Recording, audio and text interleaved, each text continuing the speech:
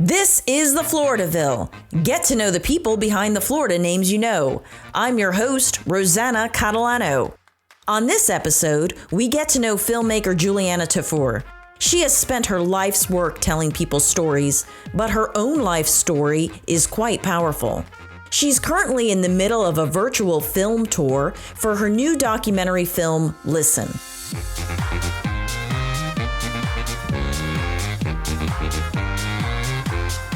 We are recording remotely today rather than in our podcast recording studio. I'm in my home in Tallahassee, and our guest today is Juliana Tafur, who is speaking to us from her mom's home in Miami, Florida. Welcome to the show.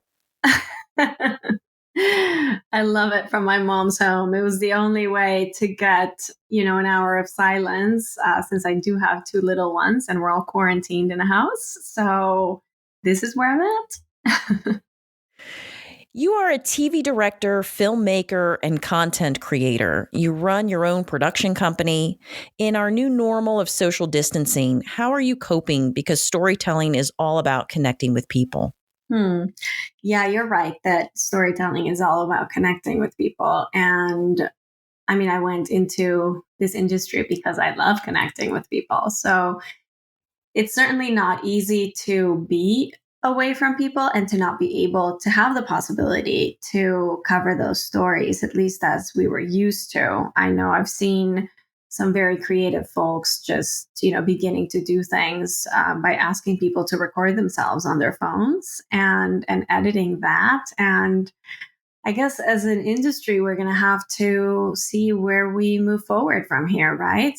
How we can make the best of this, because I don't know for how much longer we can go without producing content. So that's where I'm at right now. I'm trying to figure out how to make the best out of this situation. And what's exciting about this, if you could see a silver lining in the midst of the chaos, is that I've had a chance to, go virtual with a film tour that I have going on, which I know we're going to get into the film in a little bit, and virtually, that gives you a lot of possibilities because I'm able to bring some of my film participants on board, which before I couldn't do as I traveled to, universities and went to various organizations. I couldn't just, expense everyone who I would have liked to bring on. And the other option that gives me is reaching more people and then splitting them into breakout rooms and then having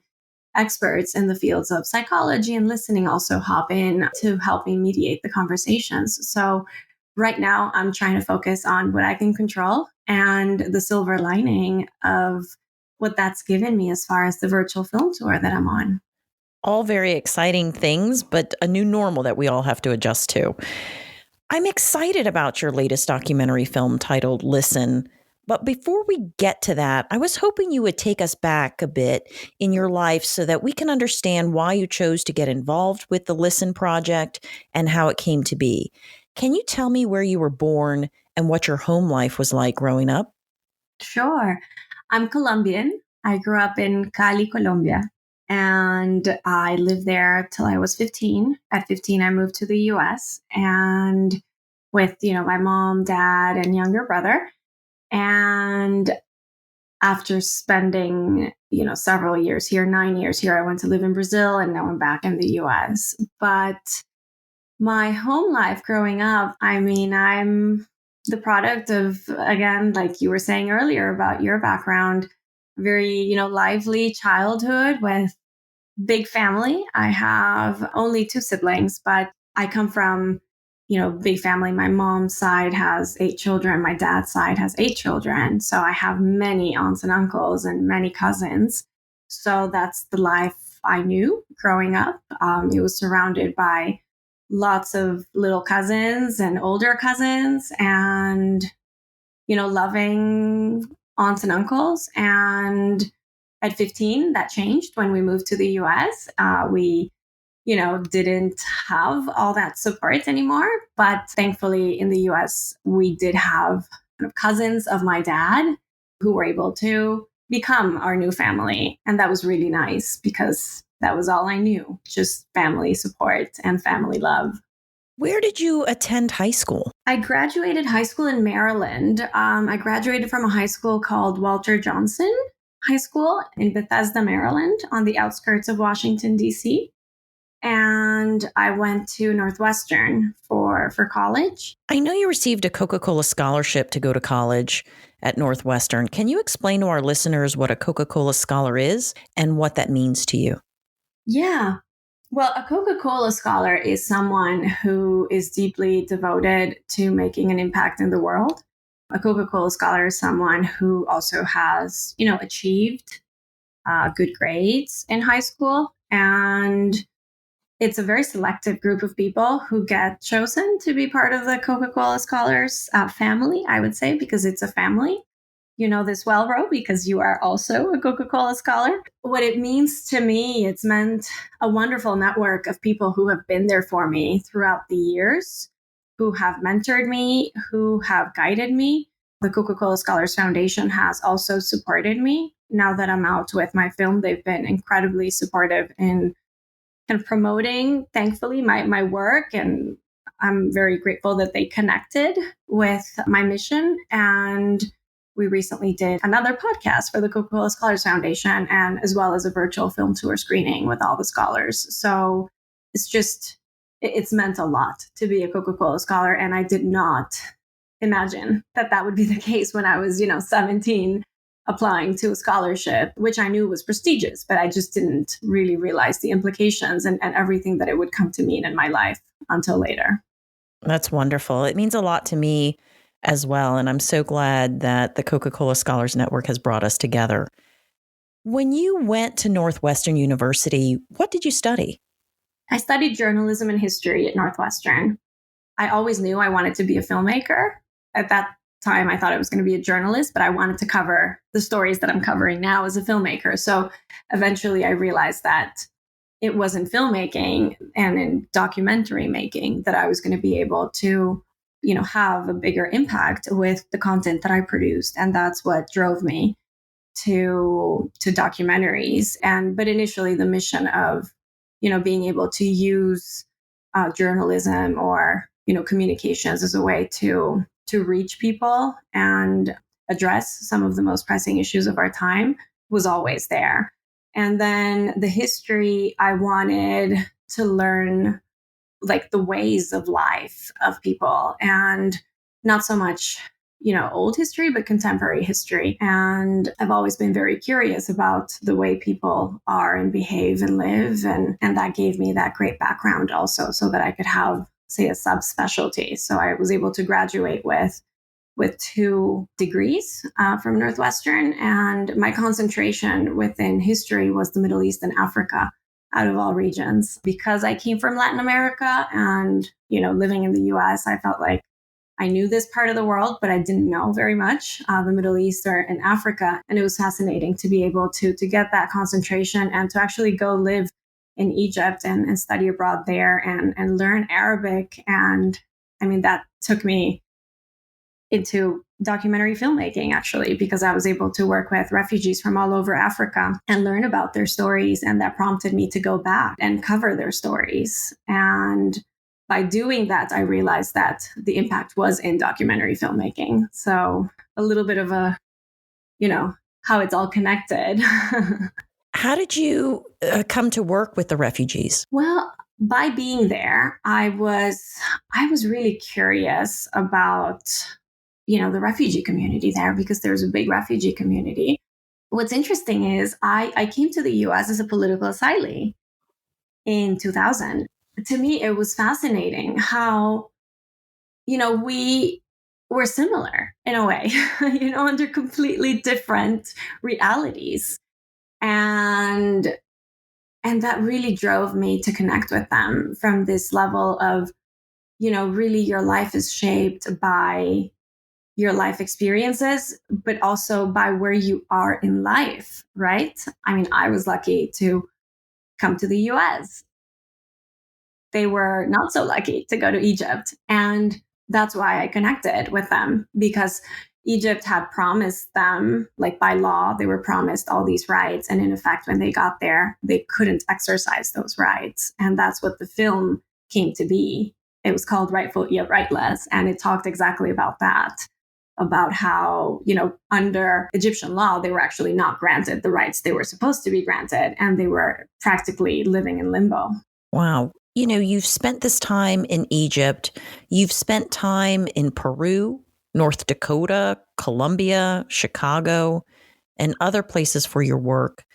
What kind of perspective do you gain from not remaining in the same geographical location? All the perspective, right? I mean, there isn't anything that gives you more perspective than traveling and seeing a different way of life and being able to connect with people that you would have never had a chance to connect with. And I can speak to, living in Brazil after Northwestern and after working in Chicago for a while, I went to live in Brazil and I started a production company there. And I was able to do a series for, at first, National Geographic that took me all over Latin America. And it was incredible, the places that I was able to go to and the things that I was able to cover, from kind of the highlands in Bolivia and Cusco in Peru and Guatemala City and Colombia and just so many places. And, Brazil within, several different cities of Brazil. And what that gives you is life, right? I mean, when you understand the way that other people live and why they believe what they believe, it really makes your life richer. You're able to emerge with a wider perspective about the world. That's why we're here, right? Absolutely. After working for several entities, you founded your own production company. For those of us unfamiliar with your industry, can you explain to us what a production company does? Sure. A production company can, do many things as far as series, films, commercials. I have focused on, documentaries. That's been kind of my specialty, nonfiction and storytelling. I'm a content director, so I focus on how to, put together the best possible story and the best possible characters to drive a narrative and to share a compelling story and ultimately drive an important message, right? And my production company, or production companies in general, specialize in, doing content, sometimes for networks directly, sometimes for individuals who have an idea and want to get it out in the world, and or a campaign.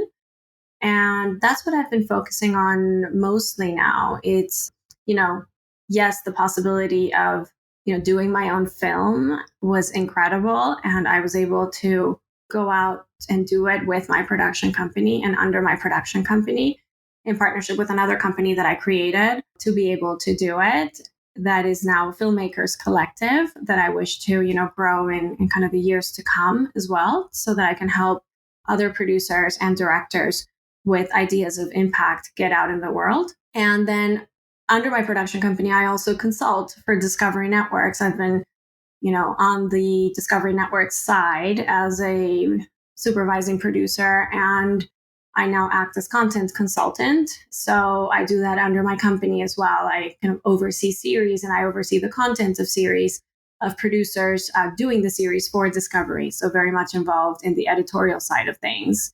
And kind of from development of a story all the way to its completion and kind of all the stages and reviews that requires in the middle. And in addition, I recently did a campaign which was connected to Women's History Month, which I actually did it for a commissioner of Miami-Dade. Her name is Daniela Levine Cava.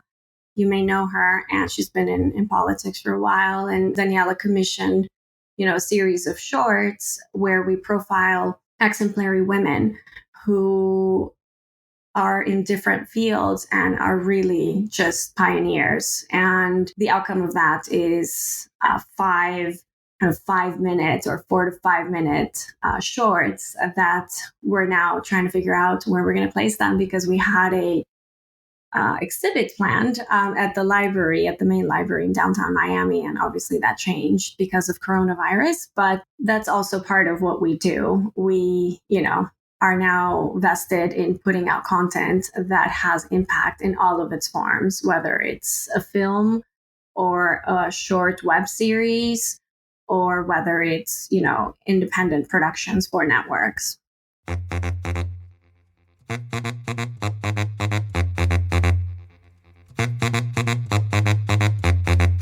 This episode of The Floridaville is brought to you by Rocket Ship Consultants. Let us help you launch your career, your business, your political campaign, or your podcast. For more information, visit our website at rocketshipconsultants.com.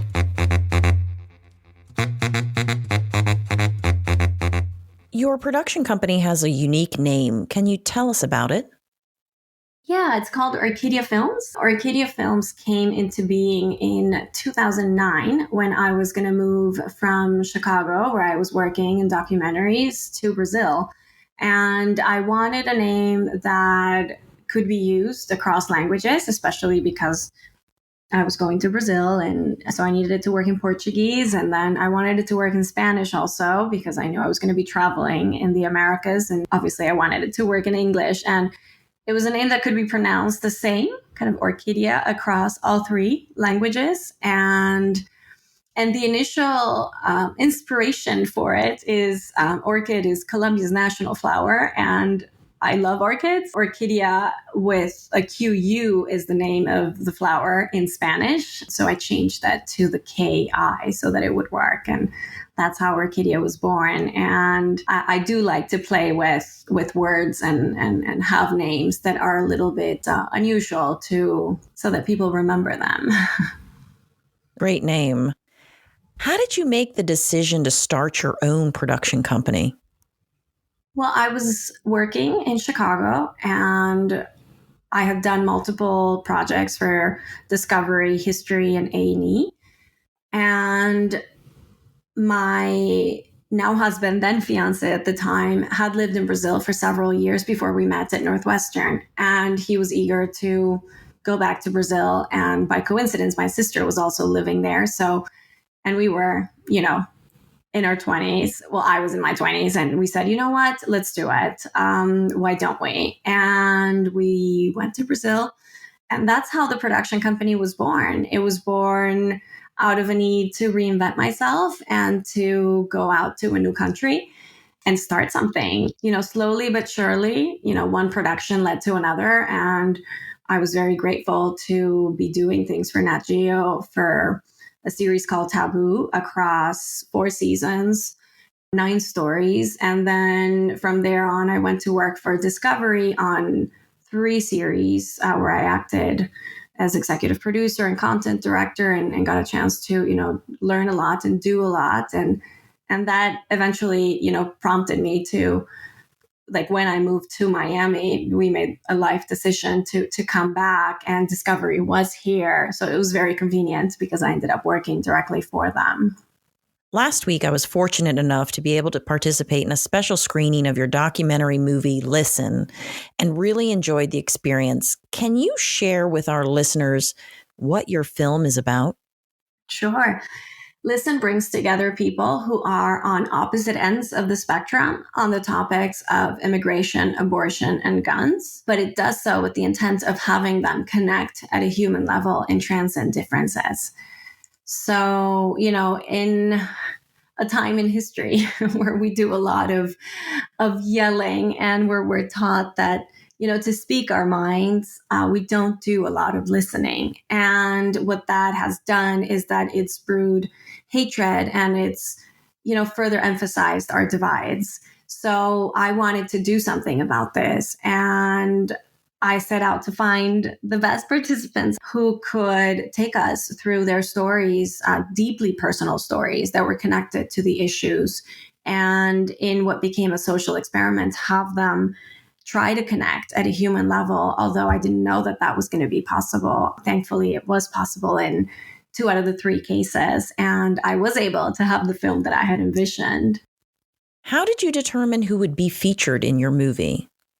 I did a lot of interviews. The process of casting for the film took about 2 months. I reached out originally to multiple organizations that were connected to the issues. And from there, I interviewed multiple people, and one person led me to the other until I finally found kind of the 6 participants that would make my 3 sets across these issues. I was looking for people who were open to at least having a conversation. I didn't tell them that, they had to go out of the experience transformed because none of them would have done it. But at least I was looking for people who weren't so angry that they couldn't listen, that they couldn't sit to talk. I think that was my prerequisite in finding them. And then deeply, deeply personal stories. So I have a survivor from, the Parkland, Florida school shooting. I have on the other side someone who is an owner of an online portal for selling and trading firearms. On the immigration side, I have an immigrant who's from Syrian descent who came to the US legally, and an undocumented immigrant who has temporary protective status till this day in the US, who's, a dreamer. She's also an attorney in the state of Florida. Until this day, she is just on TPS status. Or till this day, she is still just with TPS status. On the abortion or pro-life, pro-choice side, I have, 2 ladies who both underwent abortions. One regretted it and the other one didn't. And they each have their reasons for believing what they believe. So it's really just wonderful to have kind of these varied personalities with different perspectives come together and see what happens when they get to truly hear each other out and get to know one another and connect from the humanity that they share. You discuss some very touchy emotional subjects in your movie, as you've stated: abortion, guns, immigration. How did you determine that these were going to be the topics that you were going to focus on? I guess what I'm trying to say is, did the topics come first and the participants come later, or vice versa? I had these 3 topics among a list of 4 topics that I was willing to kind of explore and cast for. And whichever 3 topics filled out first, like the 3 topics that I found the participants that were perfect for the experience for first, were the ones that we were going to go with, right? That we were going to film. The other issue that I was considering the possibility of doing someone, who's a supporter of LGBTQ rights and someone who just doesn't understand that. And I was considering that option as well, since that has, very deeply personal stories. And these 3 came together: immigration, abortion, and guns came together before that one came together. So when that happened, I said, okay, we're ready to get out and record. The name of your movie, Listen, has parentheses around the E. Can you tell us what that means? Yeah, it doesn't really mean anything. Graphically, I did it because I wanted the E to come at the end of because my whole title kind of flips in the intro, and I wanted the E to come at the end and to be emphasized. So if anything, it's a way to emphasize the importance of listening. What's interesting is that it sparks conversation because people don't really can't figure it out. So it's a question I get all the time. And it's nice because people don't forget it. And it also sets me apart from other listens out there, because there are other listens out there. Without giving too much away about your movie, can you share with us a moment from your film that caused you yourself to be surprised? Well, I would say I'm not really surprised by anything these days, to be honest. But I went out not knowing what was going to happen with my participants, because they're real people with real life experiences. I did anticipate for at least one of the experiences not to go as the others. So that didn't really surprise me. I think what surprised me the most, yes, without giving too much away, was the deep connection that was forged in the pro-life, pro-choice set, and how they were able to kind of be there for each other from the pain that they had both experienced and connect deeply when they stopped judging and when they started just hearing and being there for each other. I had wanted for that to happen, but I had not expected it to happen. I mean, yes, it was my vision, but when it happened the way it did, I think I was shocked, especially because they were very hesitant and resistant. So it's beautiful when they do come to terms. And it really has been kind of one of the highlights of my career.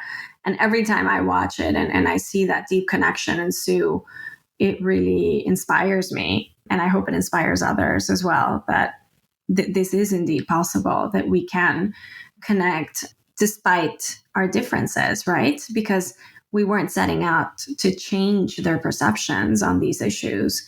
I just wanted them to put the hatred and polarization aside and be able to connect. And it happened. It was an amazing moment in the movie. Directors usually have a clear sense of how they want the story in the movie to be told. You know, a director sees the movie in her head, and that vision determines everything else from the tone and style to how the footage is gathered.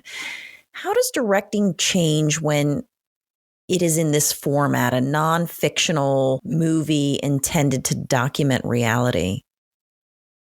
It changes in that you have to go with the flow. You have to know when to intervene, when to let the story play out in front of you. You also have to know what to do at a moment's notice if, you get rained out. And that actually happened to me in making the film. I was setting out, I don't recall with which set of participants, we were setting out to go to a park to have, a deeply personal encounter. And we were rained out.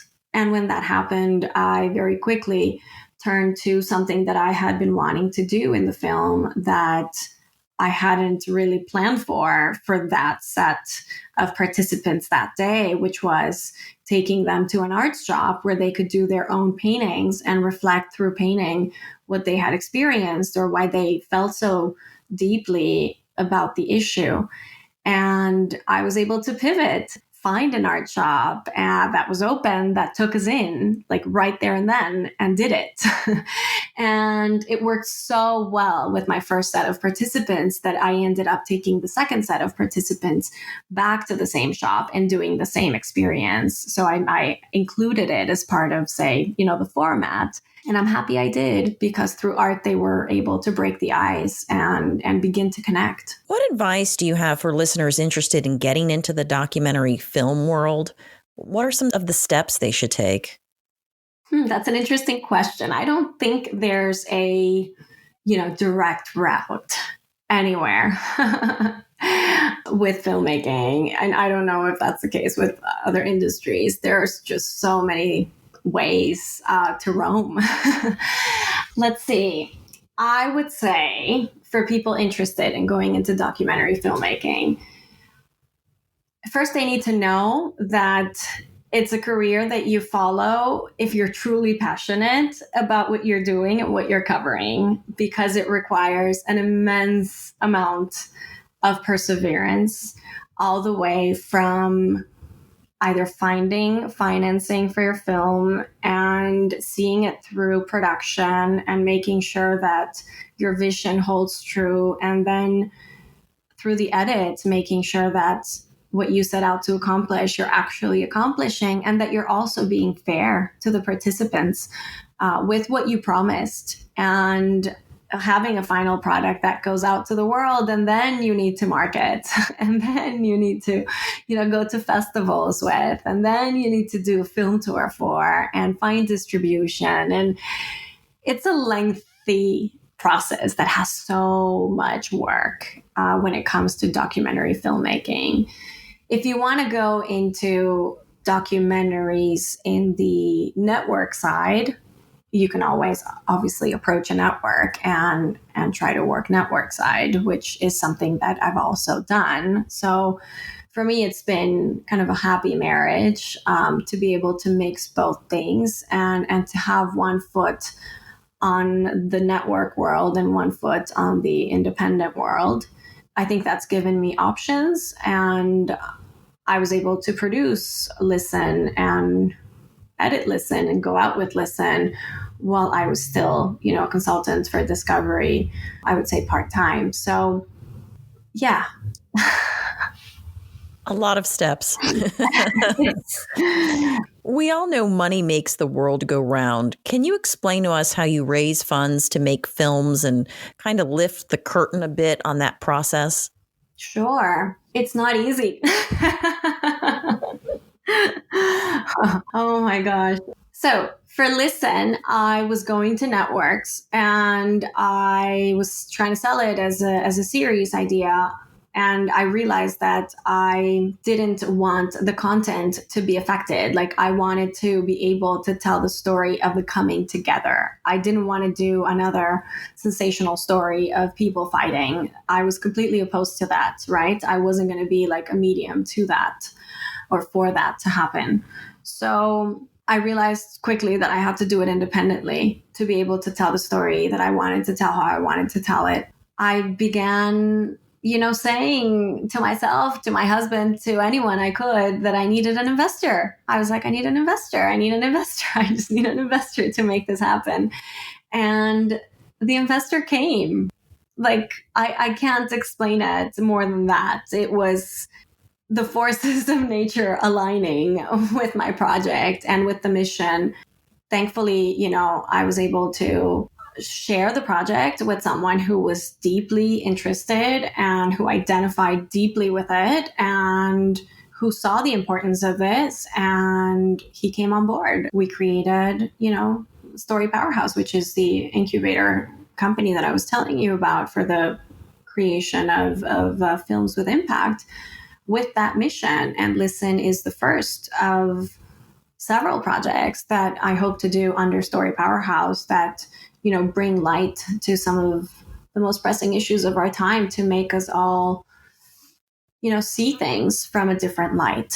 I think that's my mission, right? Opening, people's hearts and minds to some of these issues and challenging the status quo a little bit.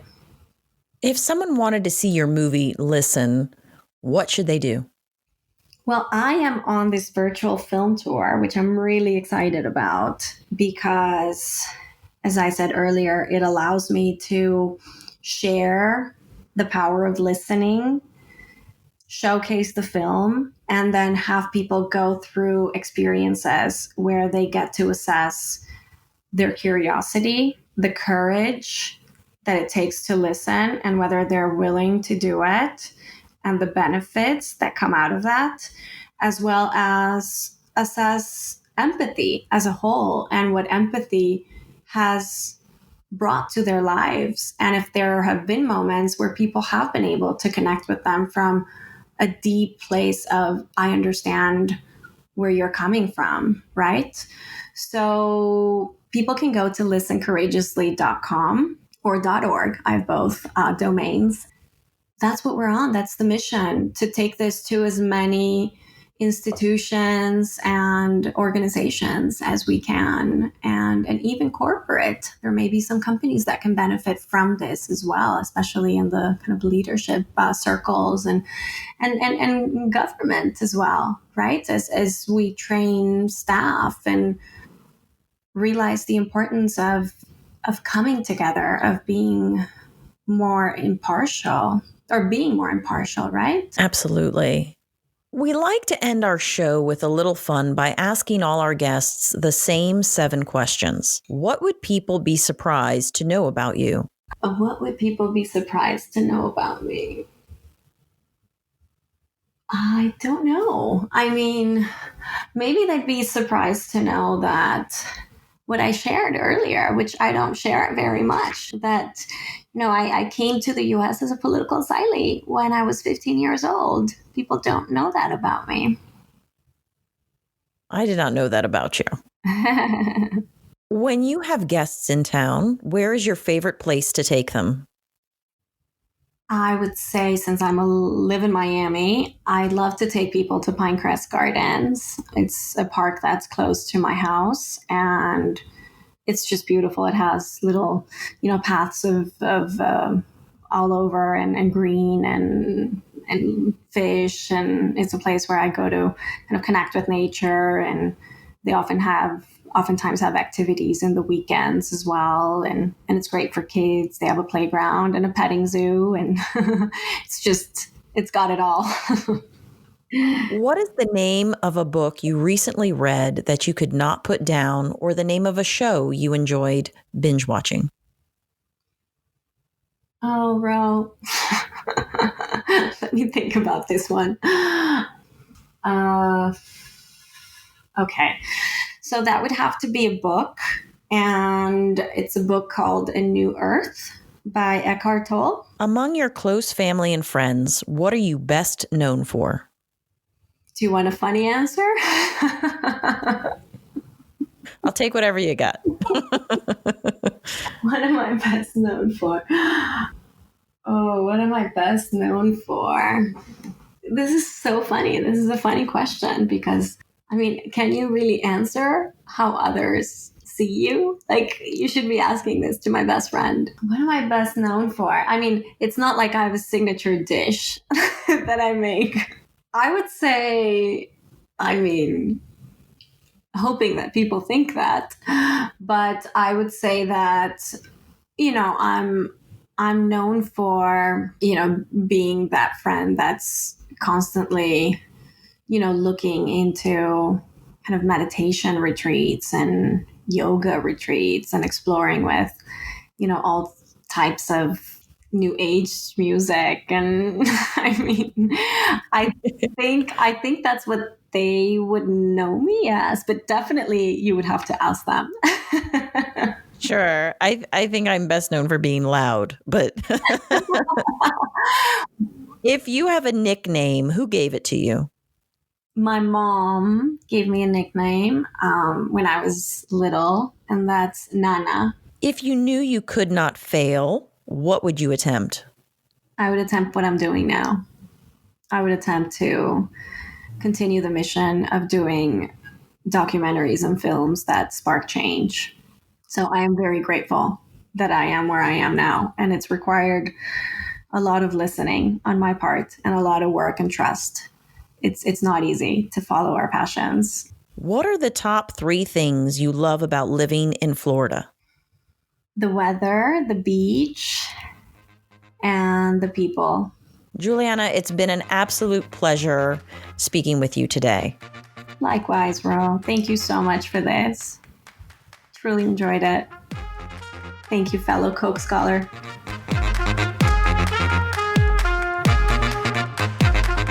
Be sure to subscribe to the Floridaville and like our Facebook page. Tell your friends about our show.